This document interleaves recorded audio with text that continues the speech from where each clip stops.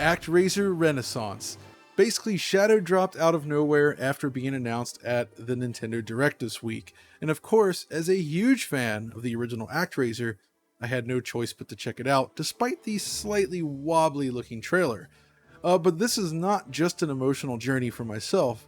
This is also a game I experienced along with my good buddy Audi Sorlie, who's here to talk about it. How is it going, John? We are actually in the same room. Yes, that's right. We are recording in the same room, which is a rare thing indeed. And that's why we were both able to experience the ups and downs of Actraiser Renaissance together. And oh boy, this has to be one of the most intense rides we've ever had, right? This has been emotional for many reasons, and I think this video will be a lesson in first impressions, something I went through when I started dating in high school, but I think these developers still have a thing or two to learn. No.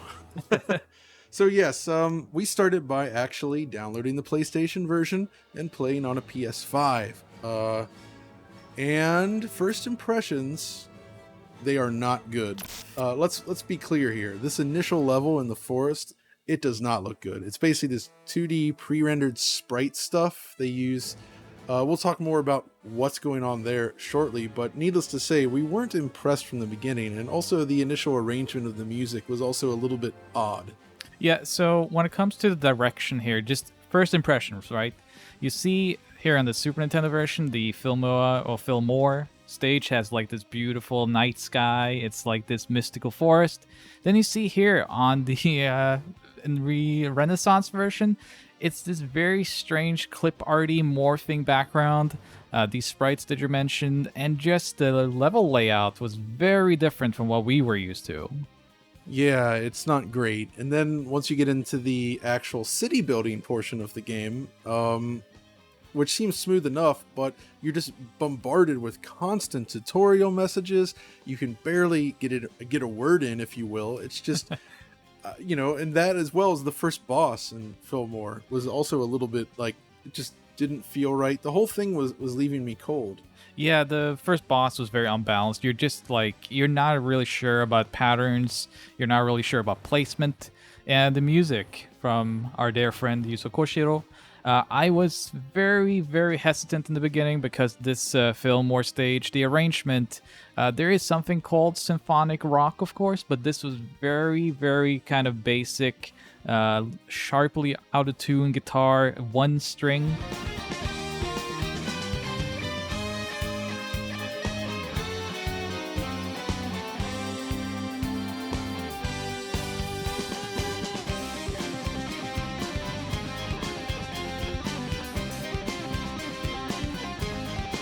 And I was very worried about where this was heading, but when we got into the world building, things were looking up, at least musically. Yes, and in fact, over time, essentially this is the thing. The first hour of this game, I actually stopped playing and loaded up a different game thinking, you know what, I don't want to cover this anymore. But Audi said, no, we got to do this. Let's just load it back up and keep going. And boy, am I glad I did, because wow, this game gets a lot better the more you play. So my feelings about this, really, first of all, of course, I know Yuzo quite well, so I was like, well, we got to figure out more about the music, because it has to get better than this. But also, I was looking at the assets here in the overworld. It's this heavily filtered, high-resolution art assets. It's these story characters here. You see, like, these portraits, who are very different from one another, first of all. So this all seemed to me to be something that started as a mobile-type game, and then ported over to console. And usually when they do that, there is more to it, so I felt kind of compelled that you and I had to keep going. And my God, was that the right decision? Yes, so first of all, I can say the action itself in the side-scrolling is actually pretty good, and it gets better as you power up more. It feels responsive, it's solid, it's much better than Soul Seraph from Ace Team, which did not play great, I must say. So once you get over those visuals, it starts to feel pretty good to play. And in fact, outside of the initial stage, most of the other side-scrolling areas, they're kind of charming and much more attractive. The backgrounds look a lot better. It starts to feel better. In fact, it looks kind of Castlevania-ish. Yeah, if you just look at the run cycle of the main character here, it looks like the run cycle of Alucard, actually. And yeah, the stages also take on a much more gothic look than the original game did. So the art direction initially is among the worst I've seen introducing a game, and then eventually gets much, much better. Agreed. And then in the city building aspect, of course, it still has this similar flow to the original game, but they added some stuff to it. There's actually now these defense segments that's a little bit tower defense, but you actually can control units and command them around. And basically what it does is it makes the whole building of your city more important. Because previously, you're constructing your city and waiting, and it was fun, but ultimately there wasn't that much happening outside of just random enemies spawning. But here, these battles I found surprisingly engaging and sometimes tactical in a way that I'm really into. Yeah, so this was a surprise because, as we mentioned earlier, the actual introduction to this segment as well, pretty terrible. Tons of prompts, lots of systems, and we were just kind of like, man, just let us play. But as we did start playing half an hour in, you have these new heroes that show up on the map that you can use strategically. You have new types of buildings, defense buildings. It's kind of like a tower defense game in that sense. And just the whole aspect of this strategy element from the original Quintet game is so fleshed out and so rewarding this time that it actually became our favorite part of the game. Yes, exactly. So, I mean, the key takeaway here is that the strategy gets better. They stop spamming you with tutorial stuff. You kind of get used to the new feel of the game. The stages start to look better. All the new musical arrangements turn out to be really, really good. And in fact, Yuzo even went back to so he created some new songs for this game.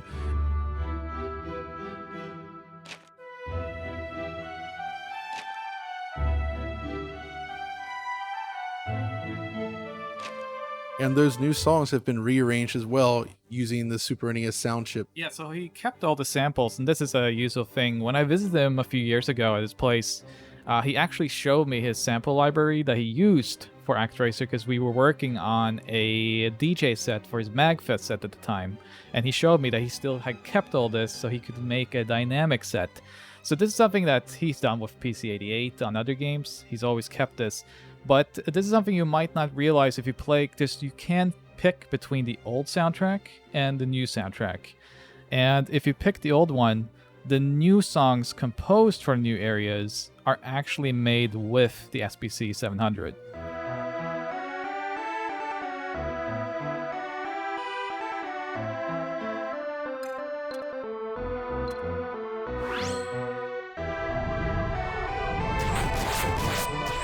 Which is awesome. And I should also note that the game actually has more side-scrolling action than the original. First of all, the levels themselves are new. It's not the original designs, and they are still actually pretty good. And then also, when you're sealing the different monster nests in the overworld, you now actually go down into them in the side-scrolling, and you have to essentially vanquish these like weird monster cores. Yeah, you have to be ridden the evil, as it says. Precisely.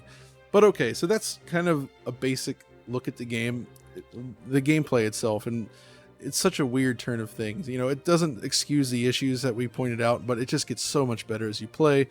But we should talk a little bit about the technology. First of all, Audi, you actually investigated job listings from the developer, and it seems to me, based on what we found, that this game does run on the Unity engine, as I kind of suggested. Yeah, so we were curious because this game lists two developers, Sonic Powered and Square Enix. So I was curious about Sonic Powered. I had heard of them. They are primarily a mobile developer in Japan, which makes sense when you look at some of the aspects of the overworld building.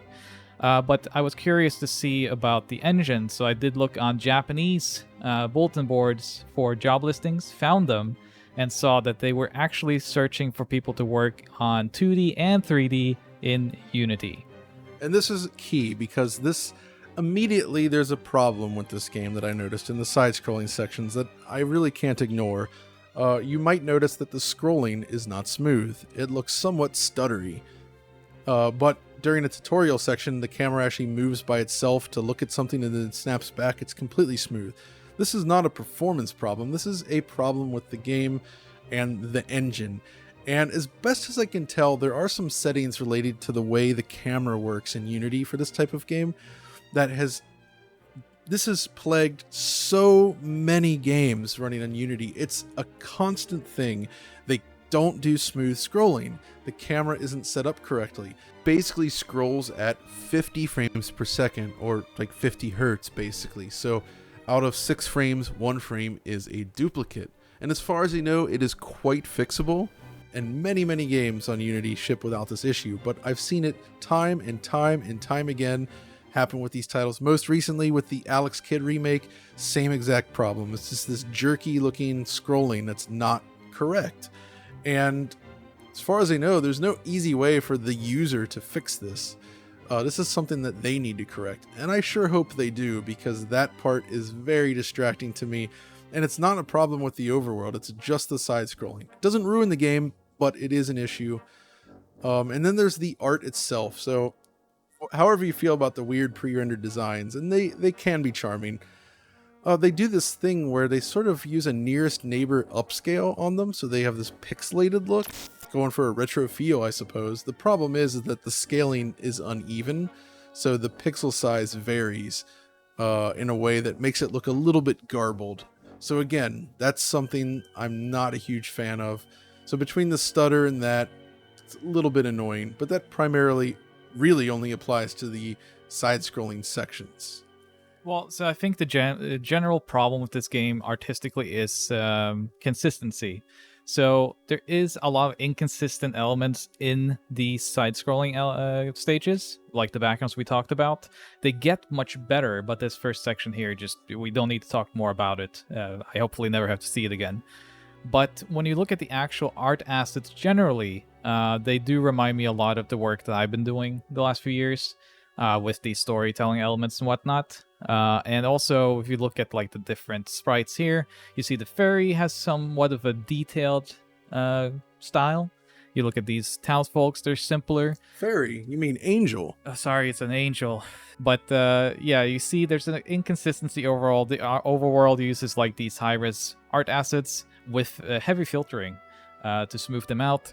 And then, of course, you have like this Shinobi X style overall for the action, which I enjoy, but the problem here is that there is no consistency about presentation from the opening cinematic to then those 2D sections to then the overworld. If there was some sort of connecting tissue with, for example, the original game having digitized graphics, I would say like, oh, that's what they're nodding to here. But because there is no such thing, it's just inconsistent across the board. And despite that, though, it does kind of feel like a lost Sega Saturn game to me somehow. Like, it feels like a visual style that could have existed on the Saturn, for sure. If only Wick Tokai published this. Yes, it would be perfect. But beyond that, okay, I actually do want to talk about platform differences here as well, because this is really important, actually.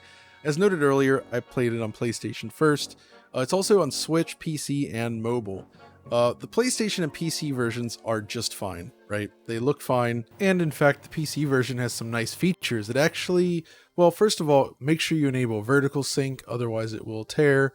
But the nicest feature I saw is that it does support ultra-wide, so you can actually play the game in ultra-wide screen, which is of course nice for the platforming stuff already, but when you get to the overworld sections, if you do the little zoom out, it actually fills the left and right side of the screen completely, which means it only needs to scroll up and down, giving you a better feel for the overall battlefield.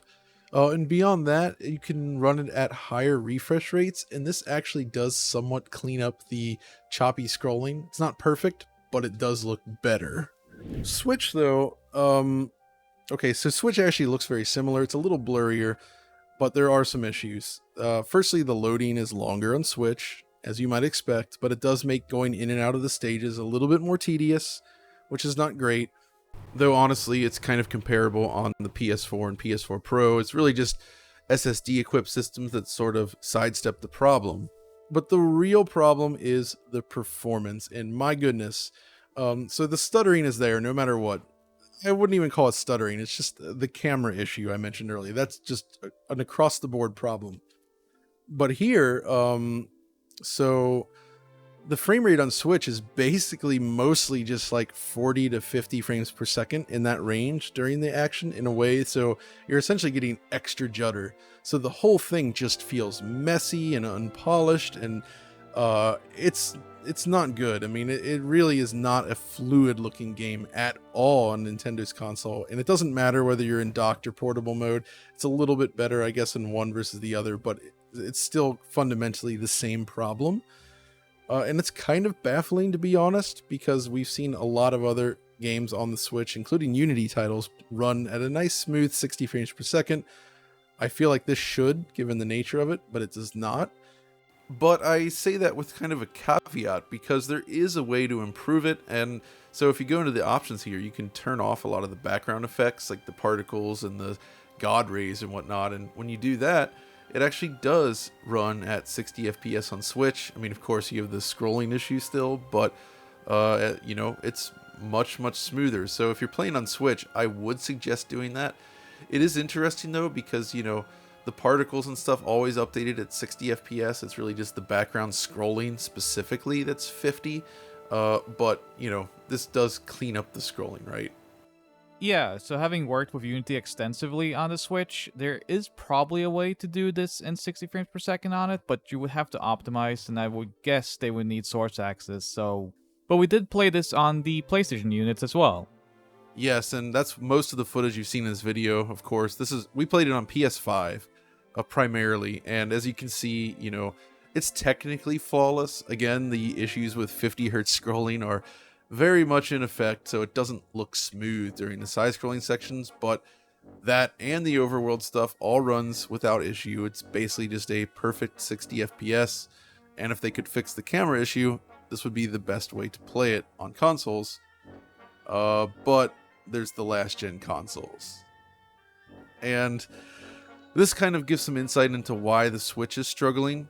Well, I guess first on PS4 Pro, it is actually mostly 60 in the side-scrolling, just like PS5, but I noticed these little blips and issues here and there, minor stutters, right? So it's not perfect by any stretch of the imagination, but it's kind of within acceptable parameters, if you will. But when you build up your towns, it does start to have dips. Now, this isn't a problem early on with the smaller towns, but basically as you build things out, you'll notice these minor dips when scrolling around the map. But the base PlayStation 4, wow. Okay, so technically it's not as low as Switch by any means, because Switch was basically just mostly 45 FPS with dips below that, and occasionally going up closer to 50, but base PS4 is, as you can see, it's very, very, very unstable. Plenty of hitching.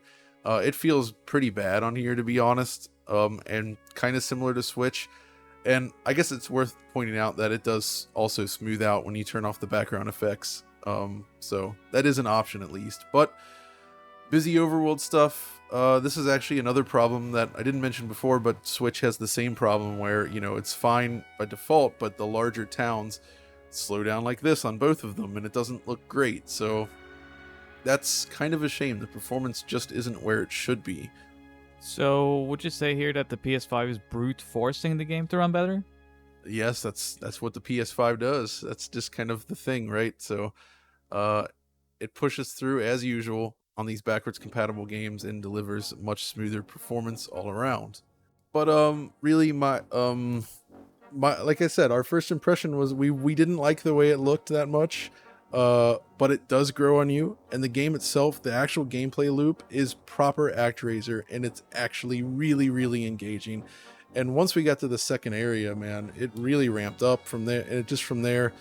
So yeah, it's a game of mixed results, but overall, I have to say it's absolutely worth checking out if you liked Actraiser, and I'd say it is significantly more fun than Actraiser 2. Yeah, it's definitely more fun than Actraiser 2 because it didn't have the overworld strategy segments. But yeah, I would definitely say that if you get through that first hour, you're going to have an absolutely awesome time if you're a fan of the original. And we mentioned the music. It is excellent. The new compositions are proper Actraiser. And the new arrangements on the Super Nintendo chip is excellent as well. And I'm curious, I didn't see the credits, we haven't played through it, but I'm curious which orchestra Yuzo used, because there was some recent re-recordings of the soundtrack with the New Japan Philharmonic Symphony. So I'm wondering if he used them or a different orchestra via Square Enix. But nonetheless, I loved the experience we had 1 hour in, which is the important part. So just stick with it. And we actually do both love this continuation of Actraiser.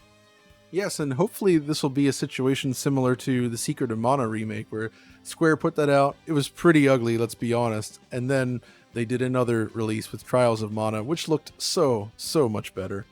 I would love to see them. Honestly, a cool idea would be go back to Actraiser 2's design, address its faults, bring in the strategy stuff again, create the proper Actraiser 2. I would like to see that, and obviously kind of correct some of the issues with this initial game. But yeah, despite that, it is actually good. Actraiser Renaissance is a solid Actraiser game, and that's what matters most, I think. I think we both end up actually recommending this game for fans of Actraiser. Absolutely. But that's going to do it for this video. Obviously, as Actraiser fans, we were compelled to do a quick video on this one. And there it was. So let us know what you guys think. I'm really curious now to see what other people think about this, because I think it's going to be super divisive, and how much you enjoy it, I think, is also going to depend on how much time you put into it. It's very easy to play that first hour, shut it off, and think, I'm never touching this again. But I'm glad we got through it. So, but if you enjoyed this video, as always, be sure to like, subscribe, ring that notification bell, and all that good stuff. And we will see you next time.